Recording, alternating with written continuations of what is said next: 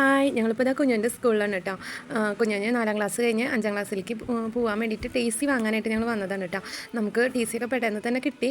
എന്നിട്ട് കുഞ്ഞിനെ അപ്പുറത്തെ സ്കൂളിൽ കൊണ്ടുപോയിട്ട് ചേർത്തി. നമ്മൾ വേഗം തന്നെ വീട്ടിലേക്ക് പോകുന്നു കേട്ടോ. അമ്മ കട്ട്ലേറ്റൊക്കെ മേടിച്ച് വെച്ചിട്ടുണ്ടായിരുന്നു. അപ്പോൾ ഞങ്ങളത് കട്ട്ലേറ്റൊക്കെ കഴിച്ച് പിന്നെ പൂരത്തിൻ്റെതായ പണികൾ ഉണ്ണിയപ്പം ഉണ്ടാക്കണം, പിന്നെ മിറ്റൊക്കെ ഒന്ന് വൃത്തിയാക്കണം, കാവടിയും അങ്ങനെ കുറേ സംഭവങ്ങളൊക്കെ ഉണ്ട്. അപ്പോൾ അത് കാരണം മിറ്റൊക്കെ ഒന്ന് വൃത്തിയാക്കാമെന്ന് വിചാരിച്ചു.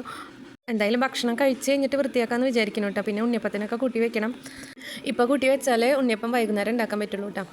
അങ്ങനെ ഞങ്ങൾ ഉണ്ണിയപ്പത്തിനൊക്കെ കൂട്ടി വെച്ച് ഞങ്ങളുടെ പണികളൊക്കെ കഴിച്ച് ഇപ്പോൾ ദേ വൈകുന്നേരം ഉണ്ണിയപ്പം ഉണ്ടാക്കാനായിട്ട് നിൽക്കുകയാണ്. ഞാൻ ചെന്നപ്പോഴേക്കും അമ്മ ഉണ്ണിയപ്പമൊക്കെ ഉണ്ടാക്കി. ഞാൻ സാധാരണ പൂരത്തിന് കള്ളപ്പാണ് ഉണ്ടാക്കുക, എന്നിട്ട് അമ്മ ഉണ്ണിയപ്പം തരും, ഞാൻ കള്ളപ്പം കൊടുക്കുക, അങ്ങനെയാണ് പതിവ്. പക്ഷേ ഞാൻ ഇപ്രാവശ്യം കള്ളപ്പൊന്നും ഉണ്ടാക്കണില്ല കേട്ടോ. ഉണ്ണിയപ്പം വേഗം തന്നെ ചൂട്ടോടുകൂടി വയലിട്ട കാരണം എൻ്റെ വായൊക്കെ പൊള്ളി. പിന്നെ ഉണ്ണിയപ്പമൊക്കെ ഉണ്ടാക്കാനായിട്ട് ഞാൻ അമ്മേനെ സഹായിച്ചു കേട്ടോ. പിന്നെ പിറ്റേ ദിവസം നേരത്തെ ഞാൻ അമ്പലത്തിൽ പോയി. ഉണ്ണിയോളെയൊന്നും കൊണ്ടുപോയില്ല, രണ്ടുപേരും നല്ല ഉറക്കാം. അപ്പോൾ വീട്ടിലെത്തിയിട്ട് പിന്നെയും പണികളുണ്ട്, കറികളൊക്കെ വെക്കണം. അത് കാരണം ഞാൻ വേഗം തന്നെ പോന്നു. പിന്നെ ബ്രേക്ക്ഫാസ്റ്റൊക്കെ കഴിച്ച് കഴിഞ്ഞ് മാമ്പഴ പുളിശ്ശേരിയും പിന്നെ പയറ് തോരനാണ് ഉണ്ടാക്കണത്. അപ്പോൾ അതിൻ്റെ പരിപാടികൾക്കൊക്കെ നിന്നു. ഉച്ച തിരിഞ്ഞ് തൊട്ടാണ് പൂരം. ഇവിടെ 3 മണി തൊട്ടിട്ട് ആണ് വൈകുന്നേരം രാത്രി വരെ ഉണ്ടാവും.